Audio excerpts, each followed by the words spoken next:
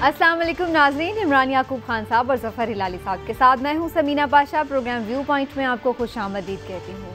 साबिक़ वज़ीर आज़म मियां नवाज शरीफ की वापसी के हवाले से मुख्तलिफ वज़रा पहले तो बहुत पुरएतमाद दिखाई दे रहे थे, डेट्स भी अनाउंस कर रहे थे, लेकिन इसके बाद हमने देखा है कि अचानक कुछ मायूसी के बादल छा गए हैं। ना सिर्फ ये कि वज़रा इस मामले में कुछ मायूस दिखाई दे रहे हैं, बल्कि हाल ही में वज़ारत दाखिला का कलमदान संभालने वाले शेख रशीद अहमद भी इस बारे में साफ तौर पर कह चुके हैं कि अल्लाह ही वापस लाए। इतना ही नहीं बल्कि ताज़ा इंटरव्यू में वज़ीर आज़म इमरान खान भी इस हवाले से काफ़ी मायूस दिखाई दिए और उनका भी ये कहना था कि बस जैसे हाथ से निकल गए हैं वो, और उनको लाने के लिए कोशिश तो कर रहे हैं लेकिन कोई डेट नहीं दे सकते, बहुत पुरुम्मीद नज़र नहीं आए। इस सारी सूरत हाल के नतीजे में क्या नतीजा अख्ज़ किया जाए कि क्या साबिक़ वज़ीर आज़म मियां साहब अब आएंगे, अगर तो ख़ुद अपनी मर्ज़ी से आएंगे या फिर नहीं आएंगे, क्या होगा इस हवाले से थोड़ा इस बारे में बात करेंगे। और साथ ही साथ थोड़ी ये भी गुफ्तगू आज होगी हमारी मईशत के हवाले से भी कि आखिर मईशत का बोझ आवाम पर इतना जो बढ़ रहा है उसको कैसे निपटा जाएगा। लेकिन जैसे कि मैंने कहा कि पहले हम पॉलिटिकल मूवमेंट जो चल रही है PDM की भी, उसमें मियां साहब भी नहीं हैं मौजूद, तो उस हवाले से गुफ्तगू करेंगे। तो आप सबको मैं प्रोग्राम में खुशामदीद कहती हूँ। और इमरान साहब, आपसे आगाज़ करते हुए, आप लोग तो शुरू से ही तकरीबन कॉन्फिडेंट ही थे, हिलाली साहब का भी यही कहना था और आपका भी यही कहना था कि ऐसा लगता नहीं है कि हुकूमत उनको वापस लाने में कामयाब हो सकेगी। लेकिन आपको बीच में ये जो हलचल नज़र आई जिस पर वज़रा बड़े कॉन्फिडेंट थे, उसकी वजह क्या नज़र आती है? बिस्मिल्लाहिर्रहमानिर्रहीम। समीना, कोई वजह नहीं सिवा एक वजह की कि सियासी बढ़के और कुछ भी नहीं। अच्छा, हुकूमत जितनी मर्जी बढ़के मार ले, वज़ीर आज़म साहब चाहे खुद जाएं, चाहे अपनी पूरी काबीना लेके चले जाएं, चाहे काबीना समेत वज़ीर आज़म बरतानिया से मुलाकात करें, उनसे दरख्वास्त करें कि हमें वापस दे दें। देखें, वहाँ पे बातों से तो आना नहीं। दो ही तरीके हैं, एक तरीका जो एक्स्ट्राडिशन का और दूसरा है उनको डिपोर्ट किए जाने का। एक्स्ट्राडिशन का क्योंकि आपका उनके साथ कोई मुआहदा नहीं है, डिपोर्ट करने की जो सूरत हाल है उसमें इतना लंबा एक तरीका है कि एक मजिस्ट्रेट होते हैं वहाँ पे, उसके पास आपको दरख्वास्त करना पड़ती है, फिर वो मजिस्ट्रेट नवाज शरीफ को बुलाएंगे, फिर नवाज शरीफ के पास वहाँ रहने के लिए 1001 बहाने।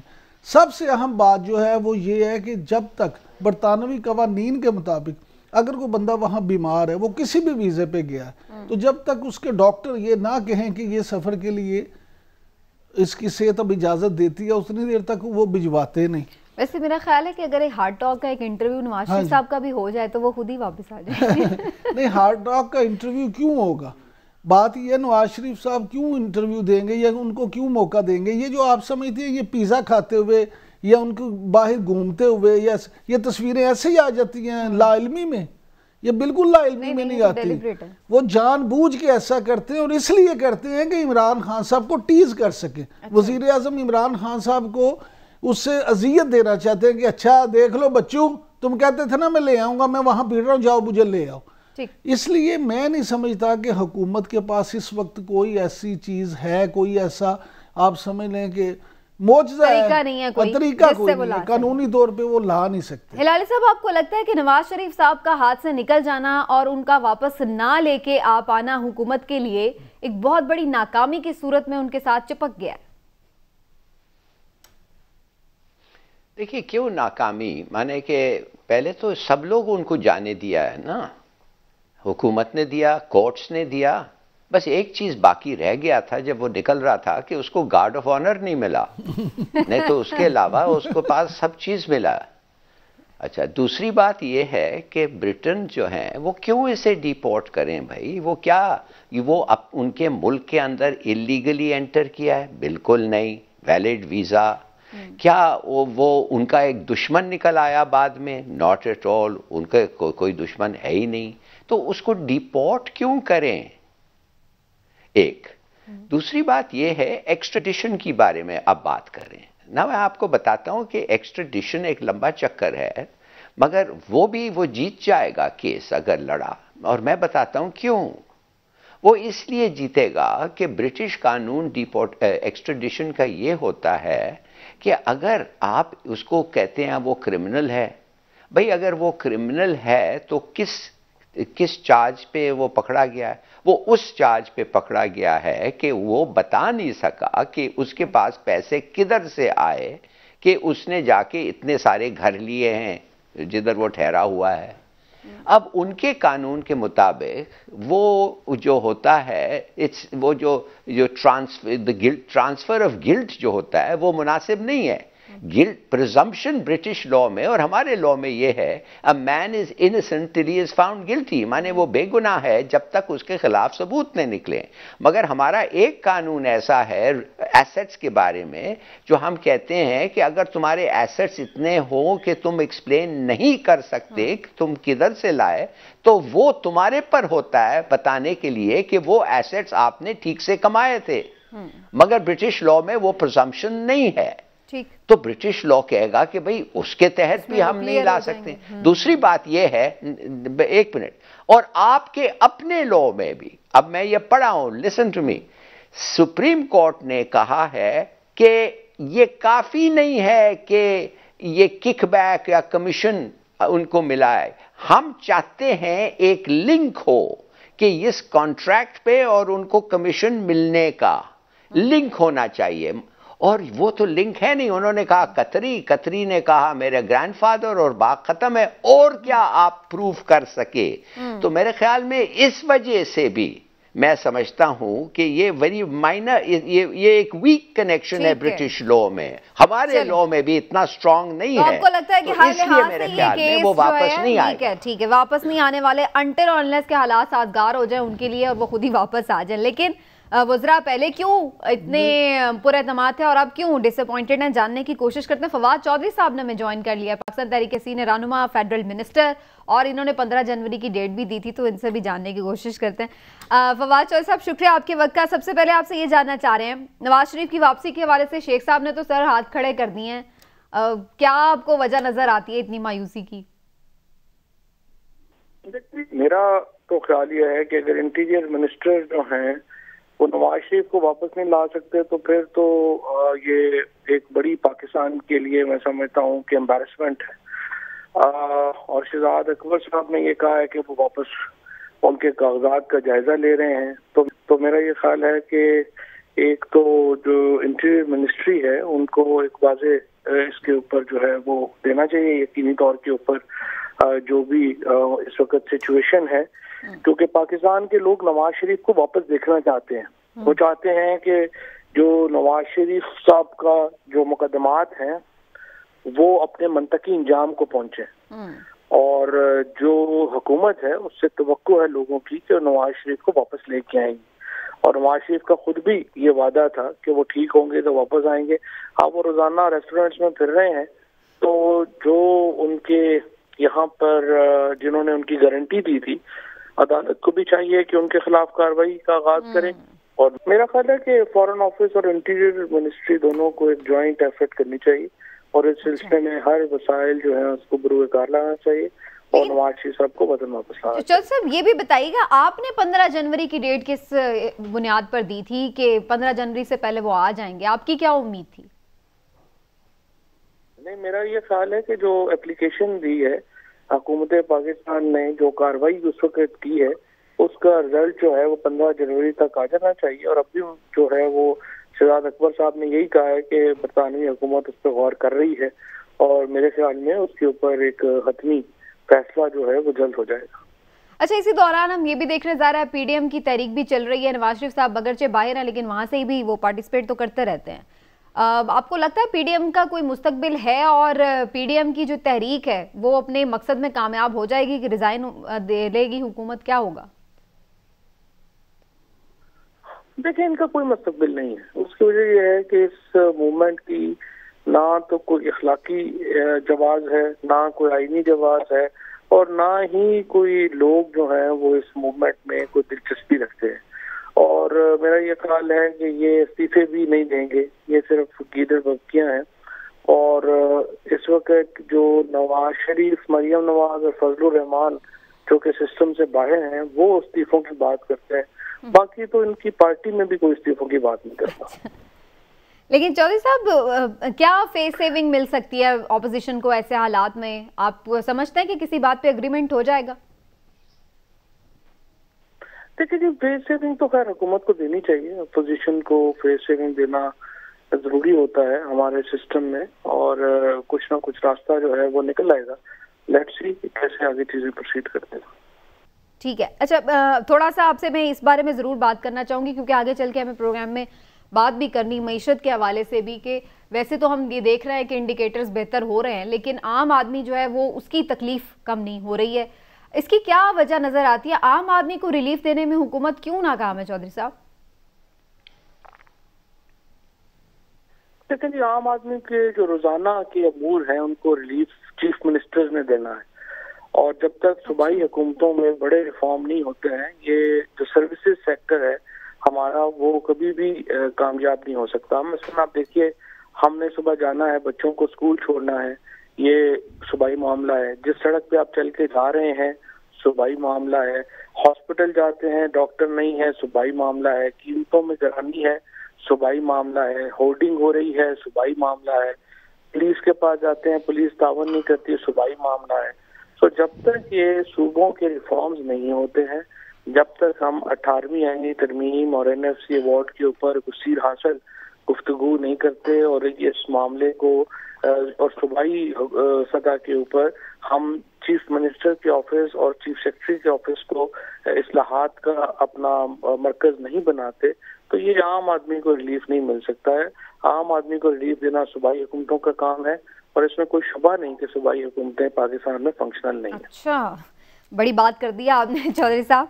बहरहाल थैंक यू सो मच, आपने वक्त निकाले लिए, और इस पर तो हम ज़ाहिर है गुफ्तगू करेंगे ही, लेकिन चूंकि इससे पहले हम नवाज शरीफ साहब की बात करते हैं, मेरे जहन में एक दो उससे रिलेटेड ज़रूर बातें रह गई जो मैं बात करना चाह रही हूँ। मुन्ना साहब, आपको नहीं लगता है कि नवाज शरीफ साहब का वापस ना आना खुद PMLN के लिए भी अब नुकसानदेह साबित हो रहा है? आप देखिए जिस तरह से लाहौर में वो रिस्पांस नहीं मिला, PDM की तहरीक, फिर शहबाज शरीफ और मरियम रिफ्ट, तो PMLN ओवरऑल एक नुकसान में जा रही है। नहीं, वो नुकसान में नहीं जा रही। अच्छा? अब आप पूछें कैसे नहीं जा रही, क्योंकि उनका एक माजी का एक्सपीरियंस है, उन्हें इस बात का पता है कि देखिए जब हम पहले भी चले गए थे, वापस आए थे, तो हमारा वोट बैंक जो था वो उसी तरह से इंटैक्ट रहा था। अब भी वो नवाज शरीफ क्यों अपने आप को वापस ला के जेल में डालेंगे? उन्हें पता है कि जैसे हालात मेरे लिए साजगार होंगे, जैसे मुझे कोई इशारा मिलेगा, जैसे मेरे लिए मामला कहीं तय हो जाएंगे, तो वो आराम से आ जाएंगे। अच्छा, हाँ जी। और दूसरी बात ये है कि आप देखें, अब की बार ज्यादा देर तो नहीं हो जाएगी? नहीं देर, अब मैं आपको बताता हूँ, शेख रशीद साहब ने, अब देखें जितने भी वज़रा ने बात की है, सबसे आपको ज़रा बेहतर बात शेख रशीद साहब की लगेगी। क्यों? क्योंकि वो सियासी कारकुन हैं, खुद एक सियासी रहनुमा है। उन्होंने जो हुकूमत एक हाइप क्रिएट कर रही थी ना, इवन उनकी वजारत के जो मुशीर हैं शहजाद अकबर साहब, वो जो एक हाइप क्रिएट कर रहे थे कि नवाज शरीफ को हम ला रहे हैं, उन्होंने असल में आज जो ये बयान दिया उसमें उन्होंने उसको टोन डाउन किया है कि अगर हुकूमत, उन्हें भी अंदाजा है कि हुकूमत इतनी आसानी से नहीं ला सकती, तो बाद में सुक्की ना हो, इसलिए उन्होंने इसलिए उन्होंने ये जो बात कही थी मीडिया से, तो इसलिए उन्होंने ये बात की थी कि मैं ये कह सकूं कि जनाब मैंने तो पहले ही कह दिया था कि ये इतना आसान नहीं है। इसलिए मैं समझता हूं कि नवाज शरीफ भी अपनी पूरी तरह से समझ बूझ के साथ वहां बैठे हुए हैं कि उन्होंने नहीं आना जब तक उनके लिए लाज साजगार ना, और हुकूमत को भी इस बात का पता है। हिलाली साहब, आपसे मैं लास्टली इसमें ये जानना चाहूंगी, वैसे तो इस पे भी आप कमेंट कर सकते हैं कि PMLN को आप नहीं समझते हैं कि नुकसान हो रहा है उनके वहां बैठे रहने से, इखलाकी तौर पर भी और वैसे भी इंतजामी तौर पर भी? दूसरा ये कि नवाज शरीफ और बैनुल-अक़वामी जो लॉबी है उसकी बातें मुसलसल आती रही हैं, आपको लगता है कि ये भी एक फैक्टर है जिसकी वजह से वो वहां पर सेफ हेवन महसूस कर रहे हैं?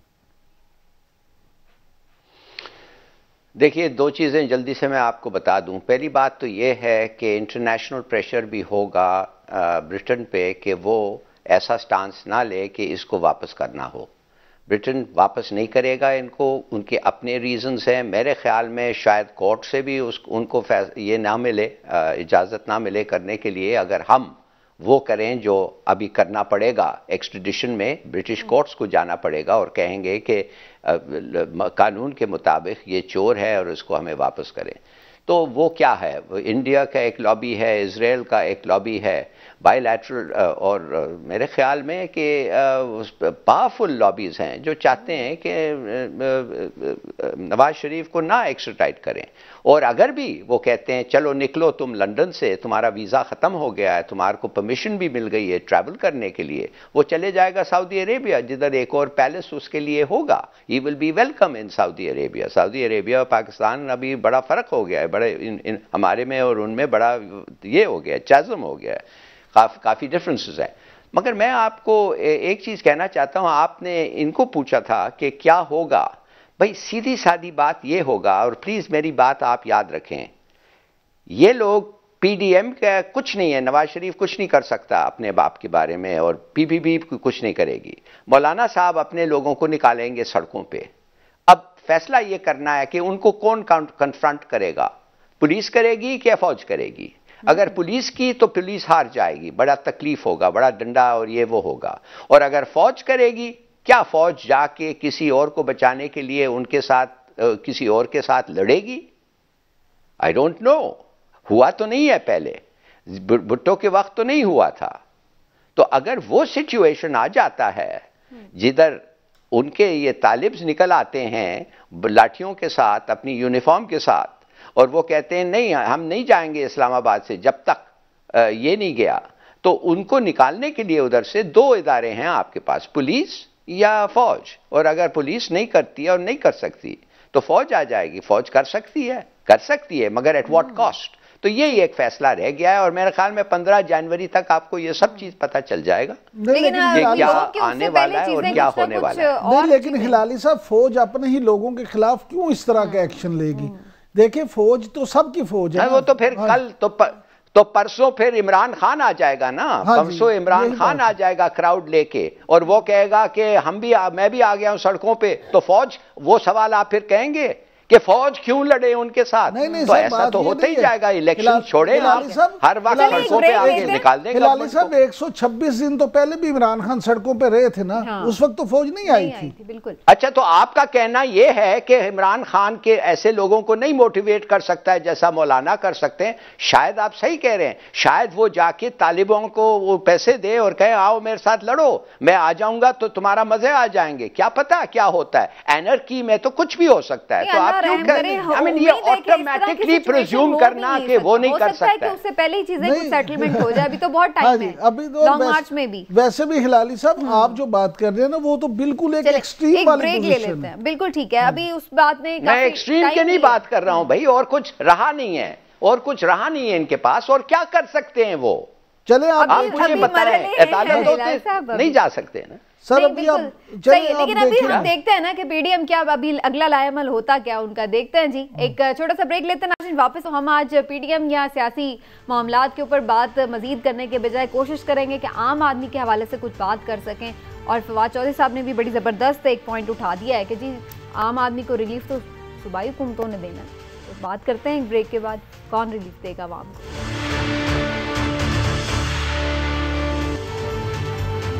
वेलकम बैक नाज़रीन, कुछ आदाद शुमार आपके साथ ज़रूर शेयर करना चाहूँगी। गुफ्तगू का आगाज़ करने से पहले हुकूमत की माशी कारकर्दगी आपके सामने रखते हैं। बड़े अच्छे अच्छे फिगर्स हैं मेरे सामने, तो मैं तो सोच रही हूँ पता नहीं कौन से मुल्क के हैं जो इतना तरक्की याफ्ता लग रहा है मुझे, क्योंकि इन फिगर्स के मुताबिक तो टैक्स रेवेन्यू में भी 4.5% इजाफा हुआ है, बरामदात में 13.3% कमी हुई है, बराह रास्त गैर मुल्की सरमायाकारी में 9.1% इजाफा हुआ है। इसी तरह तरसीलाते ज़र जो हैं वो 26.5% बढ़ी हैं पाकिस्तान में। ज़र मुबादला के इस तरह से जो ज़खायर हैं उसमें ओवरऑल भी इजाफा देखा गया है। जो सबसे बड़ा मसला है गरीब का महंगाई, उसकी औसत शरह में हमें कुछ कमी नज़र आ रही है। गुज़श्ता बरस ये 10.3% थी और इस बरस ये 8.9% रही है। कुछ जो खाने पीने की चीज़ें उनमें हमें उतार चढ़ाव नज़र आ रहा है, कुछ में कमी, कुछ में ज़्यादा इजाफा नज़र आ रहा है, लेकिन बहरहाल ओवरऑल महंगाई में थोड़ी कमी है। इसके साथ साथ अगर हम ज़र मुबादला के ज़खायर का हजम देखें तो 15 अरब 36 करोड़ डॉलर था नवंबर 2019 में, जबकि दिसंबर 2020 में ये 20 अरब 37 करोड़ 96 लाख डॉलर्स है। तो ओवरऑल जो इस वक्त हमें नज़र आ रहा है वो यही नज़र आ रहा है कि जो हुकूमती आदाद व शुमार हैं वो बेहतर शो कर रहे हैं। और इसके अलावा भी जो आप मुख्तलिफ इंटरनेशनल इदारों की रेटिंग्स देखें, मूडीज़ की भी रेटिंग देखें, उसमें भी पाकिस्तान बेहतर है। स्टॉक एक्सचेंज की परफॉर्मेंस की बात की जाए तो पाकिस्तान बड़ा आगे जा रहा है। जहां कोरोना से सबकी मईशतें तबाह हाल है, स्टॉक एक्सचेंज नीचे जा रही है, वहाँ पाकिस्तान जो है उसकी स्टॉक एक्सचेंज बेहतर परफॉर्म कर रही है। लेकिन इसके बावजूद भी आम आदमी के हालात में तब्दीली आने के बजाय बहुत ही गिरावट नज़र आ रही है। इसकी वजह क्या है, इस पर बात करनी बड़ी ज़रूरी है। लेकिन इमरान साहब, मैं तो सबसे पहले ये बात आपसे जानना चाहूँगी कि आप समझते हैं कि इमरान खान साहब मुल्क की मईशत का ये बोझ संभाल पाएंगे? इसको सही डायरेक्शन मिल चुकी है? क्योंकि मुल्क की मईशत तो अच्छी है, इस वक्त बेहतर है। ये आपका ख्याल है? ये मुल्क की मईशत तो पाकिस्तान की तो बेहतर है, मेरी और आपकी अच्छी नहीं है। ये आपका ख्याल है। देखिए, हुकूमत जितनी मर्जी जश्न मनाए, जितने मर्जी ये दावे करे कि जी बड़े मुआशी इशारे जो मुस्बत हो रहे हैं, लेकिन सच ये है कि बड़े चंद तल्ख हकाइक हैं, आप उन पे भी नज़र डाल लें। अच्छा, वो कौन? सबसे पहली बात ये है कि फूड आइटम्स जो हैं इनमें महंगाई की शरह 15% से जायद है। अब आप एक गधा गाड़ी चलाने वाला, ये एक मजदूर आदमी है, वो चाहे पेट्रोल ना डलवाए लेकिन उसे रोटी तो अपने पेट में डालनी है। ठीक। जब आपकी फूड आइटम्स ही 15% से ज़्यादा महंगी हो जाएंगी तो वो बराह रास्त अमीर हो या गरीब हर एक को उसका असर पड़ेगा। दूसरी बात, अगर आप इदादुशुमार की बात करती हैं तो कुछ इदादुशुमार मेरे पास भी हैं, वो भी सुन लें। माली साल 2017-18 में फ़ीकस आमदनी $1652 थी। 2018-19 में $1516 हुई और रवा माली साल में ये अब हो चुकी है $1358। यानी इसकी तवक्को है कि $1358 है, जो आप देख लें अब कम हुई है ज़्यादा। इसी तरह मौजूदा हुकूमत ने मुल्की और गैर मुल्की कर्ज़ों का नया रिकॉर्ड कायम किया है। आप बात तो ये करते थे ना जी, पीपल्स पार्टी ने इतना कर दिया, नून लीग ने इतना कर दिया, लेकिन वो तो कह रहे हैं हम कर्जे उतारने के लिए ले रहे हैं। वाह माशाल्लाह, कर्ज उतारने के लिए मजीद कर्ज ले रहे हैं। पाकिस्तानी जो हैं वो तो कर्जों तो कहां से कर्जे दें? वो कह रहे घर में मईशत में खजाने में पैसा नहीं है। देखिए अभी तक ना कर्जों का मजमूई बोझ 44,801 अरब रुपए हो गया। मौजूदा हुकूमत ने अपने ये जो 2.5 साल दौर है उसमें 14,922 अरब रुपए कर्जा बढ़ गया। मौजूदा हुकूमत के इस दौर में ये माली बोझ GDP का 58% से जायद है। 98% से जायद, 98.3 के बराबर है। अब ये मुझे आप बता दें कि नून लीग के तो 5 साल दौर में कर्जों का बोझ 15,561 अरब का इजाफा हुआ था। पीपल्स पार्टी के 5 साल दौर में 8,200 अरब का इजाफा हुआ था। मुशर्रफ के 9 साल दौर में 3,200 अरब का इजाफा हुआ था। आप तो सब कुछ पीछे छोड़ गए हैं। आप कहते हैं मईशत बड़ी अच्छी है। गोरख धंधों में ना फंसाएं अवाम को। असल हकायक ये हैं कि महंगाई ने लोगों का जीना आराम किया। आपका जवाब जो है वो इमरान खान साहब खुद ही दे देते हैं। हिलाली साहब, इमरान साहब तो यही चाह रहे हैं कि कोई ऊपर से पैसे गिर जाए या कोई जमीन से पैसे निकल आए या कोई दरख्तों पे लगना शुरू हो जाए। आपको क्या लग रहा है, मईशत संभलने की उम्मीद है? नहीं, बेचारा ठीक कह रहा है। क्या हो सकता है, वो तो अलादीन का चिराग तो नहीं है उसके पास। मगर मैं 2-3 चीज़ें कहना चाहता हूँ। ये सब फैक्ट्स और फिगर्स जो हैं जब टेलीविजन पे आप करते हैं और कहते हैं, कोई समझ नहीं सकता है क्या बकवास हो रहा है। मैं भी आपको कह सकता हूँ कि टैक्स कलेक्शन 4.2% बढ़ा है, मगर 4.2% काफ़ी नहीं है। 22% चाहिए, 22% बढ़ना चाहिए। देखिए, 5-6 चीज़ें हैं जो करना है, जो अभी तक पूरा नहीं हुआ है। एक, डेट को कम करना है। इस वक्त डेट सर्विसिंग 80% है टोटल बजट की। टैक्सेस कलेक्टेड जो है, बजट किधर है 100 और टैक्सेस से आपको सिर्फ 65% मिलता है। काफी नहीं है। टैक्स कलेक्ट करना है। 7.4 बिलियन लोग हैं, टैक्स नहीं कलेक्ट कर रहे हैं। कैसे लोग ये टैक्स, खुदा के लिए टैक्स कलेक्ट करो। दूसरी बात, एक्सपोर्ट ड्रिवन, जो भी आप करते हैं इस मुल्क में एक्सपोर्ट ड्रिवन ग्रोथ, माने एक्सपोर्ट करना चाहिए, वो नहीं हो रहा है। उसका कसूर नहीं है इमरान खान का, इकोनॉमी ऐसा है। Record fiscal current account deficit उसको विरसे में आई थी। एक्सेप्शनल डेट बर्डन विरसे में आई थी। कोशिश कर रहा है मगर वो हो नहीं रहा है उस किस्म की पेस पे जो होना चाहिए। टैक्स कलेक्शन जैसे मैंने आपको कहा, नॉट इनफ। जब 4% आप ज्यादा करते, जब आपकी अपने टारगेट 4.9 ट्रिलियन रुपीस को आपको 22% ज्यादा करना था। नहीं हो सकता है, नहीं कर सकते। फिर एग्रो बेस्ड इंडस्ट्रीज पे आप कंसंट्रेट करें, वो एक तरीका है। फ्रूट, ये वो, आपका जमीन जरखेज है, उस पे कंसंट्रेट करें। पानी है, जमीन है, गुड सॉइल है, नहीं, वो भी नहीं हो रहा है।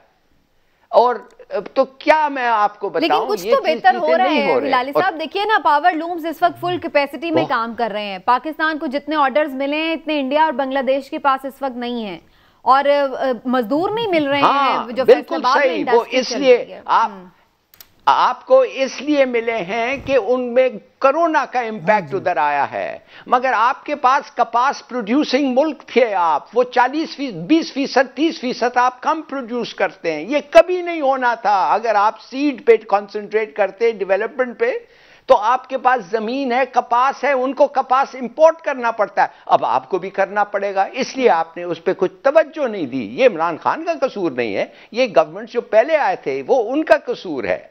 और देखिए दूसरी बात यह है, माफ करिए, लोगों को बिल्कुल सही है, लोगों को खाने का फर्क पड़ता है ना। आपने खाने के प्राइसेस को कैसे हैंडल किया?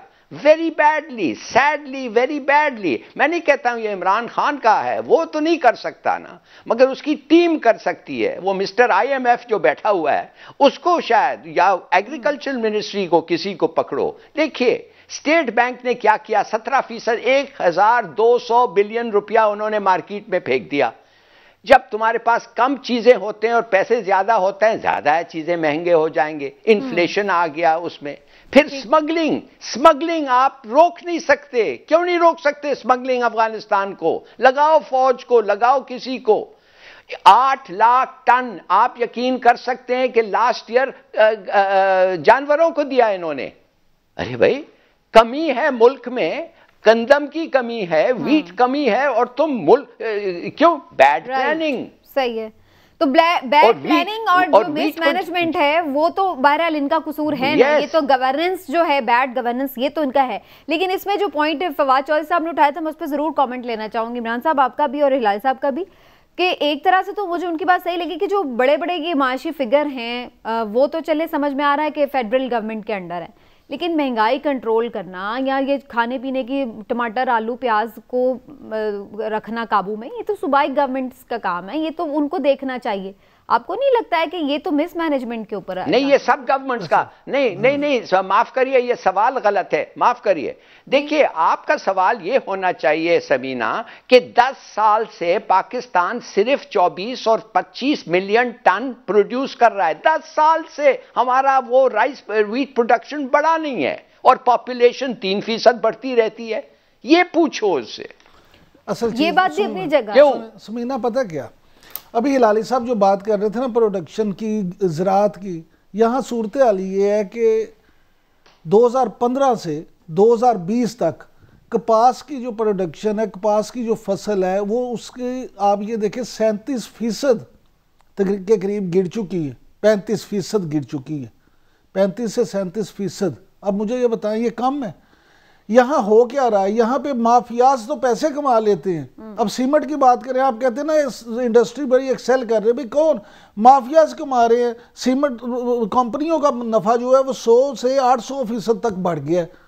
आप मुझे ये बता दें, आपने थैले को 45 से 50 रुपए महंगा कर दिया, गरीब आदमी को उससे क्या फायदा हुआ? कमा तो उसने लिए। असल चीज़ ये, आप यहाँ तक जहाँ तक भी देखें, ये जो आपने कहा है, मैं फवाद चौधरी साहब के सवाल को, पहली तो बात यह, वफाकी हुकूमत को आप बरीजुज़्मान नहीं कर सकते, लेकिन मैं कहता हूँ मान लिया सूबाई हुकूमतों का मामला है। जब आप इस्लामाबाद में बैठ के वज़ीर आज़म हाउस से पंजाब और KP दोनों सूबे खुद चलाने की कोशिश करेंगे, तो फिर वहाँ पे गुड गवर्नेंस कैसे आएगी? हिलाली साहब यहाँ पे अगर नहीं आएगी तो उसका बोझ तो आप पर आएगा, बोझ आप पे आएगा। हिलाली साहब यहाँ पंजाब में एक एग्रीकल्चर मिनिस्टर थे, नुमान लंगरेयार, बड़ा अच्छा काम कर रहे थे। क्या हुआ? उनके ब्रदर इन लॉ इलेक्शन लड़ते थे फखर इमाम साहब के खिलाफ, रजा खराज। वो पता चला जी कि वो उन्होंने जाके शिकायत की, सियासी मामला था, उनको हटा के ज़राअत से खुडे लाइन लगा दिया किसी और मिनिस्ट्री में। जब आपकी कारकर्दगी की बिना पे नहीं होगा बल्कि जाती सियासत की बिना पे होगा, तो आप रिजल्ट कहाँ होंगे? इसलिए गुड गवर्नेंस जो है ना, वो ही बड़े मसाइल हल कर सकती है। ठीक है, मैं एक ब्रेक ले लूं, फिर मज़ीद भी कुछ बात करते हैं। नाज़रीन एक छोटा सा वापस आते हैं। वेलकम बैक नाज़रीन। मईशत पर बात हो रही है। हिलाली साहब, ठीक ये है बात आपकी कि लॉन्ग टर्म पॉलिसीज़ का जो होनी चाहिए थी वो नहीं हुई, और उसका जिम्मेदार हम इमरान खान साहब को नहीं ठहरा सकते, लेकिन इस गवर्नमेंट ने जो गलत फैसले किए या गलत टाइम पर फैसले किए, उसका तो नुकसान हुआ है ना। जैसे चीनी के मामले में हमने देखा, पहले एक्सपोर्ट कर दी, बाद में इंपोर्ट कर ली महंगी। ये बिल्कुल सही कह रही हैं आप। और सर फिर टाइमली इंपोर्ट भी नहीं किया, वीट का टाइमली इंपोर्ट नहीं किया। और कुछ जगह माफिया का हाथ हम देख रहे हैं। मिसाल के तौर पे गंदम को ग्राइंड करने के लिए ये फेवरेट्स को दे रहे थे, और फेवरेट्स को जब नहीं देते थे तो कुछ नहीं होता था, तो उससे भी कमी आ गई। देखिए, और एक चीज मैं आपको बता दूं, प्रोडक्शन जो कम हुआ, जो बढ़ा नहीं है, और पॉपुलेशन बढ़ा है। आज 125 किलोग्राम हर साल एक आदमी के लिए गंदम है, जब 10 साल पहले 140 किलोग्राम था फी आदमी के लिए। देखिए, भूख जो है इससे बढ़ता है। अब आपको मैं कहना ये चाहता हूं, कुछ तो इस गवर्नमेंट के कसूर हैं, मगर बहुत ज्यादा कसूर, मिसाल के तौर पे प्रोडक्शन, वो पहले गवर्नमेंट्स में, सक्सेसिव गवर्नमेंट्स, इनकी उनकी इवन मिलिट्री गवर्नमेंट्स, वो नहीं करते थे। उनको करना चाहिए था, इसलिए कि हम कंफर्टेबली एक्सपोर्ट करते थे। अब मैं आपको सिर्फ ये कहना चाहता हूं कि एक चीज जो ये कसूरवार हैं, और ये हम सब मिलके उनको मदद करना चाहिए कि समीना, टैक्स कलेक्ट करो। तुम्हें पता है किसके पास गाड़ी है, कोई ट्रैवल करता है, घर है, और वो टैक्स नहीं देता है, तुम क्यों नहीं उसको पकड़ते हो? खुदा के बंदे, 4% कुछ नहीं है, कुछ नहीं है 4%। अगर आपने इंप्रूव किया, 22% है, 22% आपको करना चाहिए। और आपने टारगेट सेट किया था 4.9 ट्रिलियन, 4.9 ट्रिलियन, अब ट्रिलियन पता नहीं उर्दू में क्या होता है, खरब रुपया, मगर आपने नहीं कर पाया। क्यों? पकड़ो, अंदर करो इनको। इमरान खान साहब, आप टैक्स देते हैं, जो ईमानदार लोग हैं वो टैक्स देते हैं, जो नहीं देते पकड़ो उनको। खुदा के बंदे, पकड़ो उनको, एक एग्जाम्पल सेट करो। क्यों नहीं करते हो? मेरे घर के घर के नजदीक मैं आपको बता सकता हूं, वो सबसे बड़ा मसला है। ठीक है, ठीक है, वक्त कम है हिलाल साहब, मैं थोड़ा इमरान साहब से भी क्लोजिंग रिमार्क्स ले लूं। क्या समझते हैं इमरान साहब, ये हुकूमत संभाल लेगी मैशत या और खराब होगी? मैं आपसे अर्ज करूं, बात ये है कि आप ये देखें कि हुकूमत की, क्यों हुकूमत का कसूर नहीं है, सूबाई हुकूमत का भी कसूर होता है, वफाकी हुकूमत का भी होता है। मुझे आप ये बताएं, अब आप बिजली 3 रुपए 34 पैसे फी यूनिट, यानी 25% बिजली महंगी करने जा रहे हैं IMF के कहने पे, क्योंकि आपने IMF के साथ फिर आगे मजीद कर्जा लेना है। मुझे आप ये बताएं, जब 25% बिजली महंगी हो जाएगी तो तूफान जो महंगाई का आएगा, उसमें आप ये भी कहेंगे कि ये पिछली हुकूमत का कसूर है, क्योंकि बिजली महंगी होगी तो दुनिया की हर चीज महंगी हो जाएगी। नहीं, वो मुआहदे तो वैसे पिछली हुकूमतों नहीं, अब ये IMF के कहने पे, आप पिछली हुकूमत कह के गई थी कि IMF के कहने पे कर दें। चलिए, वक्त खत्म हो गया, वक्त खत्म हो गया। ये एक ऑनगोइंग टॉपिक है, इस पे फिर भी हम बात करते जाएंगे, लेकिन आज के प्रोग्राम से इजाजत, इंशाल्लाह फिर मुलाकात होगी। अल्लाह हाफ़िज़।